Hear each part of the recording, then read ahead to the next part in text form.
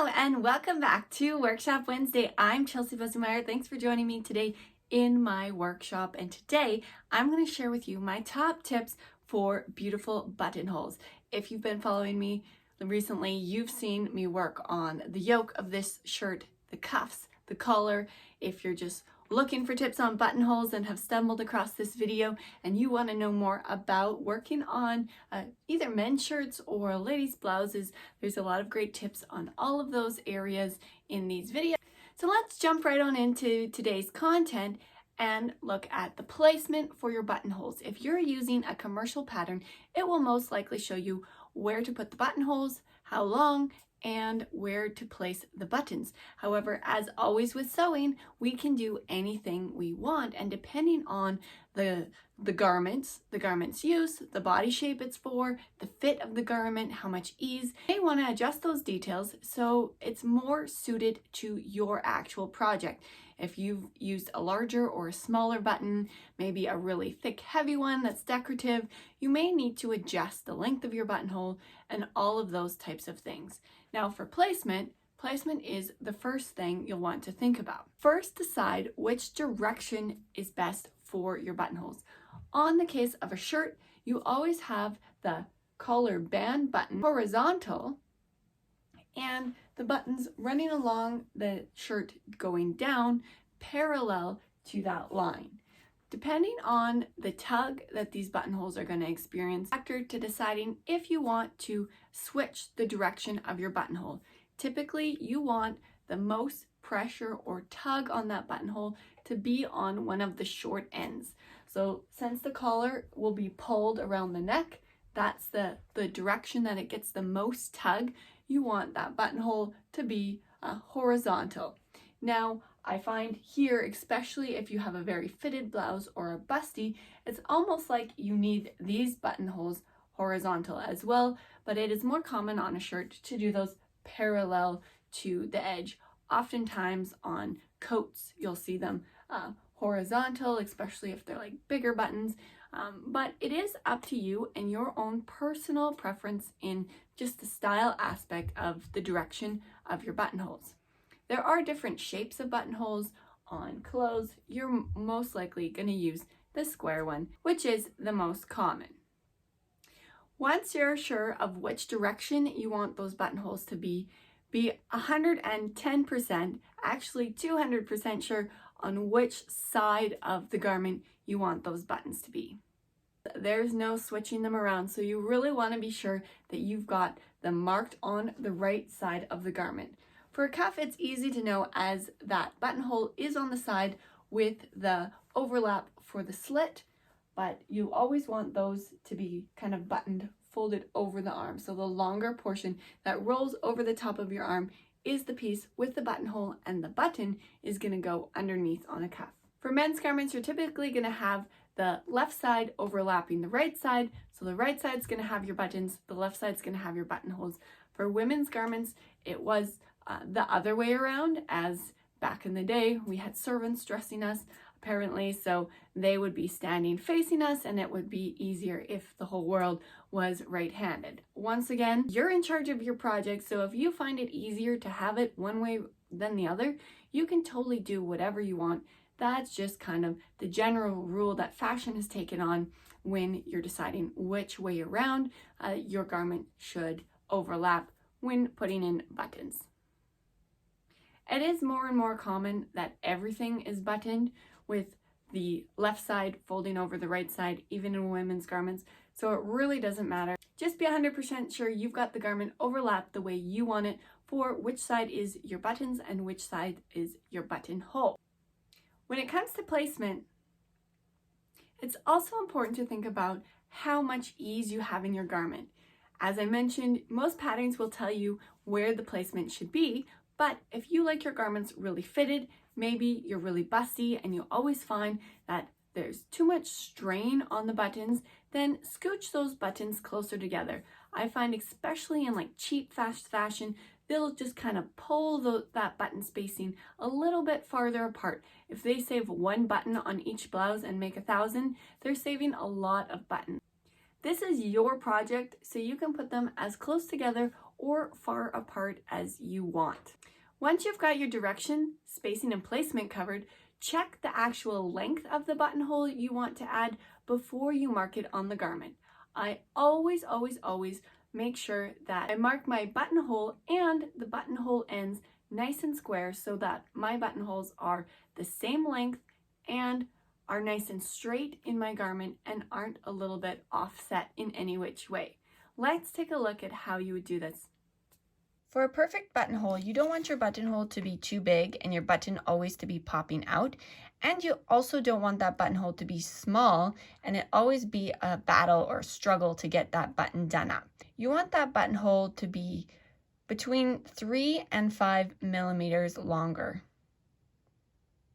That's about 1/4 of an eighth of an inch longer than the diameter of your button. Depending on how thick your button is how you would know if you want to do more or less. If your button's really thick, you need that buttonhole to be a little bit bigger so you can get it through easily. If it's a super thin button, like a shell button or a metal button, it's probably going to slide in really easily, and you want to make sure you don't make that buttonhole too big and your garment come unbuttoned all on its own. So for this shirt, I'm going to make these buttons right about 1.5 centimeters in length. Now, a little trick that I do when I'm cutting open my buttonholes is I won't cut them open quite all the way the full length once I've put them in, just to test the first button. First, I'm going to put in the marking for the buttonhole on the collar band. I'm going to start by measuring exactly how wide my collar band is, and then just divide that by 2 so that my button is placed nice and centered in the width of the collar band. So I'm going to just mark this in here just for the center, or as the center marking. My collar band rounds down, so I'm going to just continue it straight. And then I'm going to go to this front edge and put in my cross marking. I have an overlap here of 1.5 centimeters. So I know right at 1.5 centimeters, square to the front edge and square to the marking that I have for the center of my collar band is where I want to have my buttonhole end. Now that I have the direction of the buttonhole and where the buttonhole is going to start, I can put in the line to follow to create the sides of my buttonhole, and I can also mark in my full length. So I said 1.5 centimeters was the length of the buttonholes that I was going to add to this shirt. So I'm going to put in my crossbar right at an angle there. Well, there's a little white flower here, so you can't really see it, but this is the length. And so now I have the exact length that I need, and I know it's nice and square to the edges of my collar band. So going down the center, your next buttonhole is always going to be placed closer to the top edge than any of the spacing of the other buttons. It's usually placed within a very short distance of the seam where the collar band is added. So for the spacing of where the buttonhole should be placed in relationship to the edge of this button placket, that will be exactly the center of your garment. It will most likely be exactly in the middle of your button placket. So for this shirt, the button placket is just folded over double. It's actually not stitched. If your garment had a stitched button placket, then you could definitely just measure the width there and divide it in 2 so that your buttonholes were running very nicely centered along that button placket. Here, I know I have, once again, 1.5 centimeters of overlap. So my buttonholes are just going to run at 1.5 centimeters from that center front line. And I'm just going to put in a little little line about the length of what I need just to use as reference. I love these rulers with the tiny squares for doing buttonholes, marking in buttonholes. And I'm just gonna measure down from the top. I'm gonna put that button placement right about 2 centimeters from that seam. Again, it depends on the garment, the size of your buttons. Since my buttons are pretty small, but the placement of where the button is going to be stitched on is right at the top of the buttonhole. So part of the button will be hanging over the top of this buttonhole. I don't want that button to get too close to the seam. I want it to be about 1.5 centimeters from that seam. So that's why I'm bumping down this edge to 2 centimeters down. So now that I have that marking, I can drop down and put in the marking that I need for the full length of my buttonhole, and so on and so forth. So now I have exactly the marking. So I'm going to continue from this one with the spacing that I want in between my buttons as I go down. For our cuffs, we're going to be marking our button placement on the top portion of the sleeve, the top portion of the slit, how it folds over, and we're going to just measure the exact width, full width again, of the cuff. On your commercial pattern, the button placement will most likely be exactly center in your cuff. Sometimes it will be a little bit lower, like closer to the edge, but in general rule is about centered for the cuff. So I'm going to use my ruler here and line up both the hem, exactly the edge of the hem, and also the edge of the slit itself, so that I can really get this placement exact right from the get-go. So for the placement here, I'm going to do 2 centimeters from the edge of the slit and 4 centimeters from the hem of the actual sleeve here. So my buttonhole is going to start right here. The length is going to be the same. These are just tiny little shirt buttons, so they just need a 1.5 centimeter buttonhole. So it's going to go from there to there, 1.5 centimeters, and exactly parallel to the hem. There we go. To stitch the buttonhole, you really don't need anything fancy. This is a super basic machine. I can't even choose like the length of the stitch I want for my buttonhole. It just has simply the buttonhole setting for the length of the stitch, and then I have the first half of my buttonhole, so the left side of the buttonhole, my 2 ends, and of course the right side of the buttonhole. So I'm going to start off just by putting it to the first half of my buttonhole. So we're going to get started with this buttonhole on the actual collar band, and you can see here I've got my button pressure foot on, and I'm just going to line up my bottom line with the bottom marking on the buttonhole, and I'm going to make sure that the center of my buttonhole is really nice and centered in this foot. I'm going to slide it up a little bit, and I always like to check where the needle is and make sure that the needle is kind of on the inside. For each side of the buttonhole, it's just zigzag stitch in a very narrow zigzag stitch, but I want to make sure that the inside of that buttonhole runs right directly parallel to my white marking. I'm going to put the pressure foot down here, and then we're going to stitch this buttonhole, the first half of it, all the way down.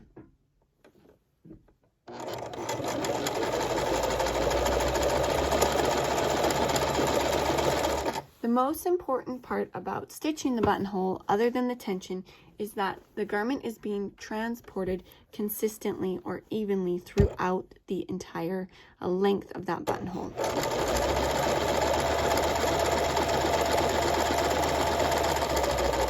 Now we've met up with our cross line of where the end of the buttonhole should be. We're going to close it off and head back up the other side. If your transportation is not consistent, you're going to have areas in your buttonhole that are thicker and some that are thinner.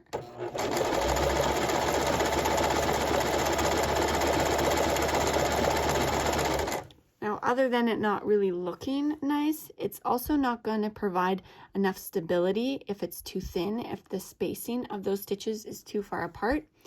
And of course, it's going to get bulky if it's back stitching on the same spot too many times.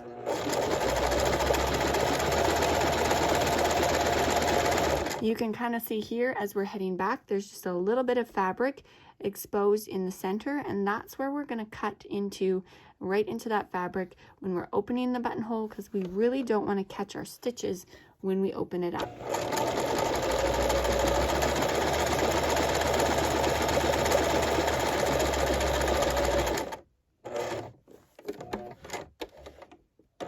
So I'm going to do the end on the outside a few times, and then I always like to just come back down the first side a few stitches, kind of like back stitching, because you don't back stitch on a buttonhole, but this just overlaps a little bit.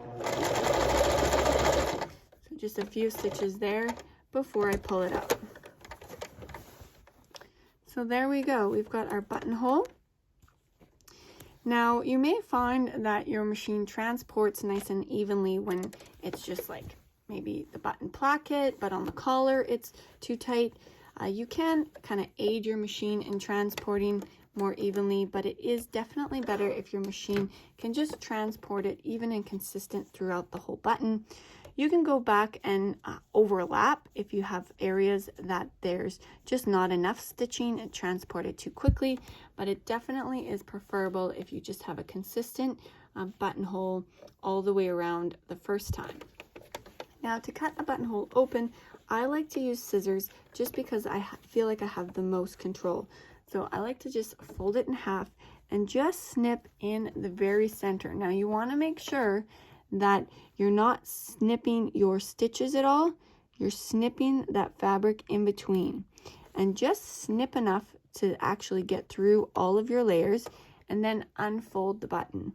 Or buttonhole rather, and I like to slide just the point of my scissors into that buttonhole and just take tiny little snips just to make sure, like, never stick your scissor in all the way. You could snip through and actually cut open the end of your buttonhole. Just use tiny little scissors, or snips rather, to get that buttonhole open. I'm going to go the other direction now, so sliding it in and just snipping so that I catch the fabric and not my stitches. I also like to just not snip all the way to the end, stop a little bit short, and do kind of a test fit with my button. Just see, how does this button pass through here? It's a little bit tight right now, so I'm going to just snip it a little bit more open. Because even though I have this length of the buttonhole, if I don't snip it open the whole way, it leaves the buttonhole just a little bit tighter. And there's nothing worse than a garment where the buttonholes are too big and it comes undone on its own.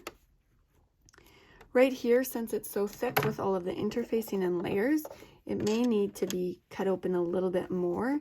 I may find that the buttonholes on this placket part, since it's just fabric, need to be just a little bit smaller. So I'm going to once I've stitched this buttonhole, just cut it open a little bit shy of the full length and see how it feels. So this buttonhole is now passing through the hole really nice and easy, but it doesn't feel too loose. So this feels like a really nice size for my buttonhole. I'm going to go ahead and finish the rest of my buttonholes on this shirt, just doing that same method over and over. Now that all of my buttonholes are stitched and cut open, the next step is to align the garment how you want it to be when the button is done up. So I want this edge to be lined up. As I stitched on this cuff, I ensured that they were the same length. So this seam should cross over exactly even as well. So overlapping it as much as this cuff should be overlapped when this cuff is closed and the garment is on.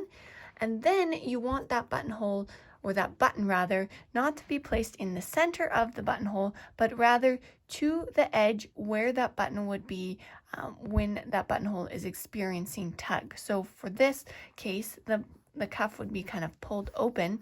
So I want my button to sit right at the bottom.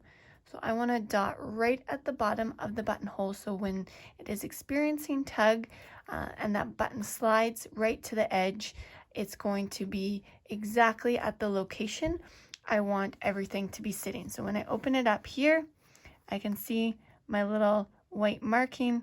This is where I need my button to be. To stitch on a button, I like to actually use a double thread. So a double thread folded in half. I have it already folded in half. And then I'm going to slide this into my needle. So I actually have 4 threads on the go. You want to make sure that it's nice and smooth so that you don't get any tangles. So all 4 threads are exactly the same length. Sliding them all the way down.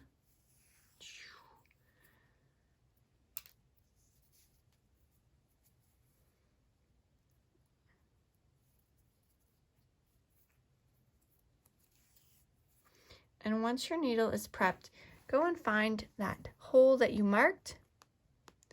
I like to start from the back side always. Catch my button. So the nice part about having this heavy thread is that I don't have to actually stitch the button on that many times to have a secure hold. However, be aware of the thickness of your fabric when stitching on buttons. If you have a super, super heavy fabric, what's going on here? It seems like it's tangled. No, we're good. Yeah, if you have a really heavy fabric, you won't want to tighten that button up really close to your fabric. You'll want to leave a little bit of space.